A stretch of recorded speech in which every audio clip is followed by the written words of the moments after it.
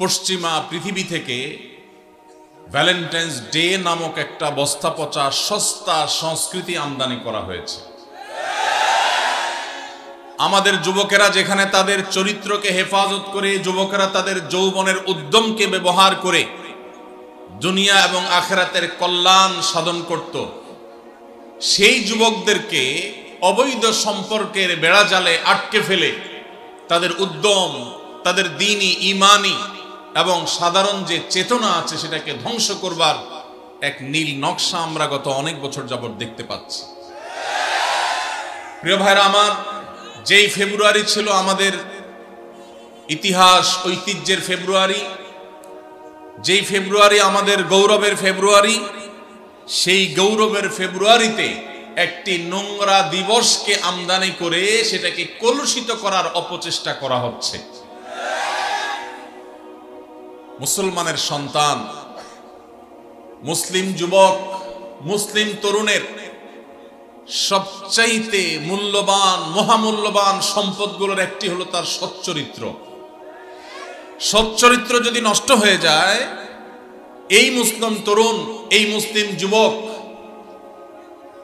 একটি মৃত লাশের যেরকম কোনো মূল্য থাকে না, সেই মুসলিম তারুণ্যের আল্লাহর কাছে কোনো মূল্য থাকে না। যেই মুসলিম তারুণ্য তার চরিত্রকে আল্লাহ প্রদত্ত তার যে আখলাক সেটাকে সে নষ্ট করে ফেলেছে, কলুষিত করে ফেলেছে, নোংরা করে ফেলেছে, এই যুবকের আল্লাহর কাছে কোনো দাম আর থাকে না।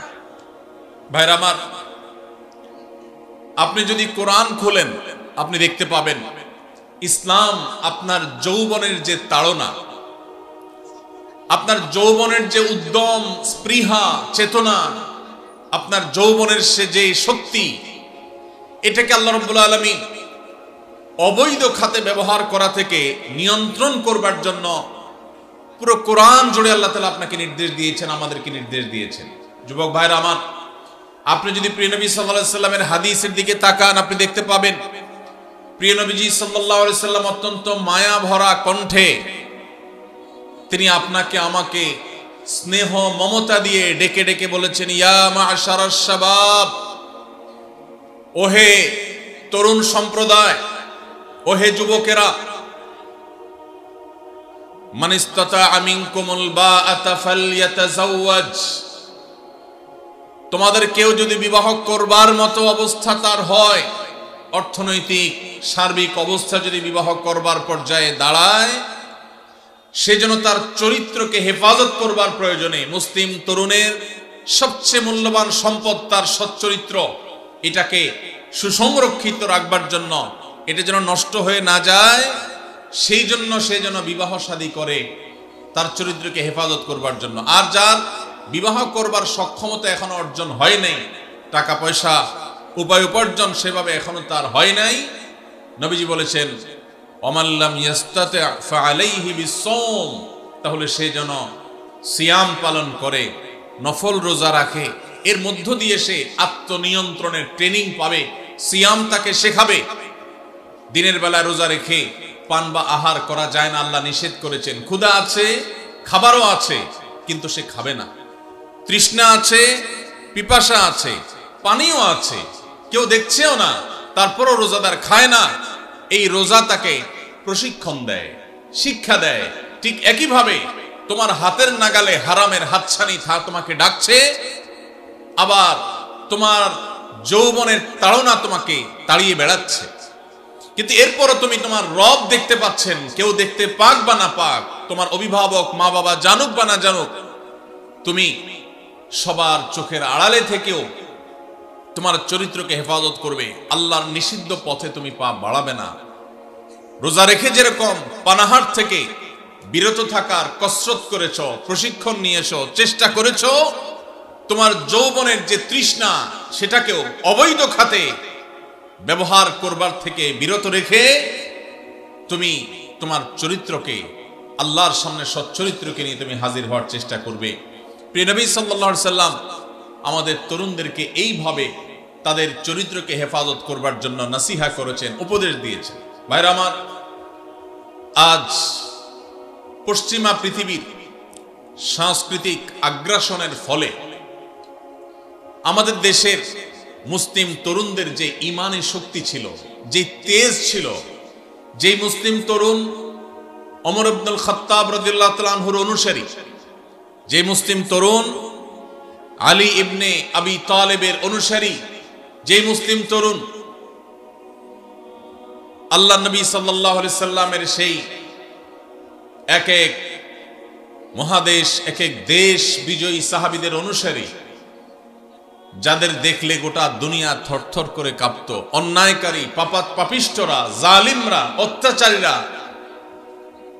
তাদের কাছে যারা ত্রাস ছিলেন, সেই সাহাবীদের আজকের তরুণ সন্তান যারা, তাদের বেশিরভাগ তাদের চরিত্রকে বিসর্জন করে ফেলেছে, নষ্ট করে ফেলেছে, হারামে তারা গা ভাসিয়ে তারা আজ সেই তেজ, সেই ইমানি শক্তি, সেই পাওয়ার, সেই ইবাদতের শক্তি আজ তারা হারিয়ে ফেলেছে।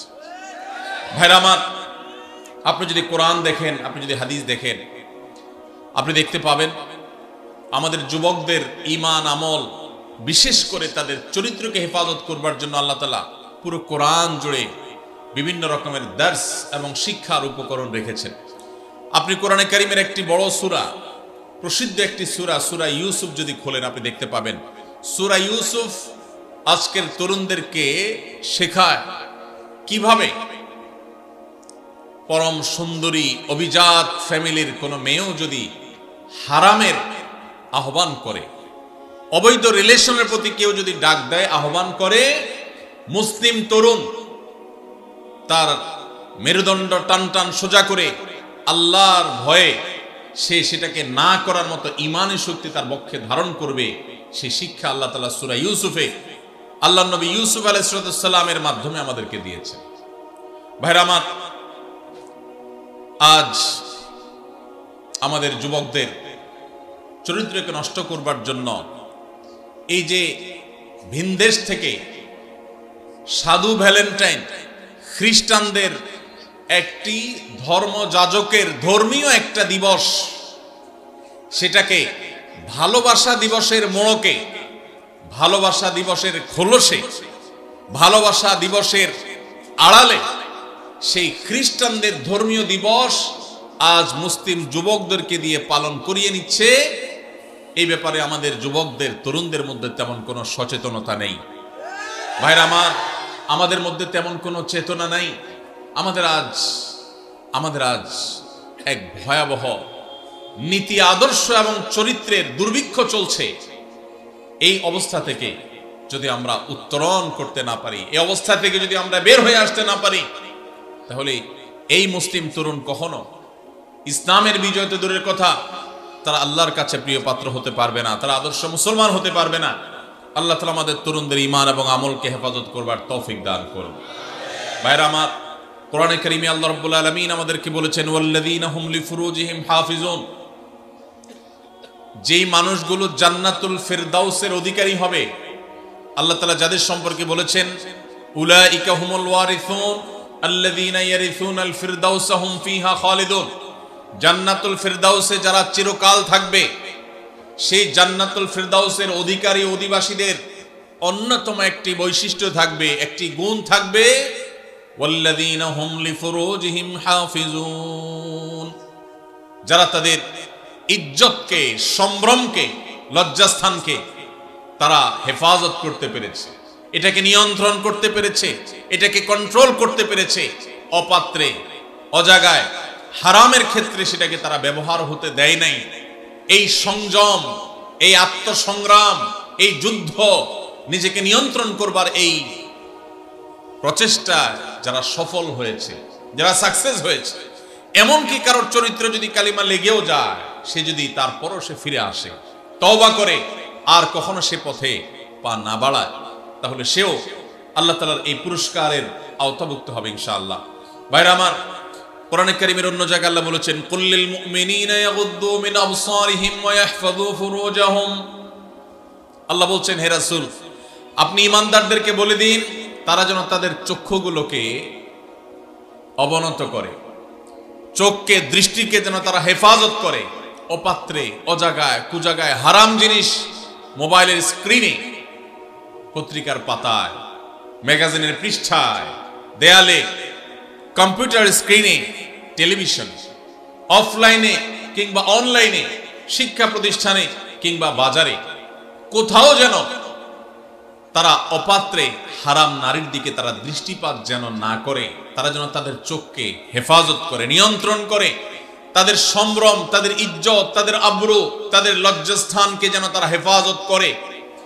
যদি এটা করতে পারে, যালিকা আযকা লাহুম, তাহলে এইটা হবে তাদের জন্য পবিত্রতম উপায়। নিজের চরিত্রকে সে পরিচ্ছন্ন রাখতে পারলো, পবিত্র রাখতে পারলো। ভাইরা আমার, আল্লাহ শেষে বলছেন ইন্নাল্লাহা খাবীরুম বিমা ইয়াসনাউন। ঈমানদাররা যেন জেনে রাখে, যে যা করে, মেসেঞ্জারে হোক, হোয়াটসঅ্যাপে হোক, ইমোতে হোক, অফলাইনে কিংবা অনলাইনে হোক, যে যা করে না কেন, আল্লাহ বলছেন, আল্লাহ রাব্বুল আলামিন তার সব কিছু সম্পর্কে সম্যক অবগত। আল্লাহর কাছে কোনো কিছু লুকায় থাকে না।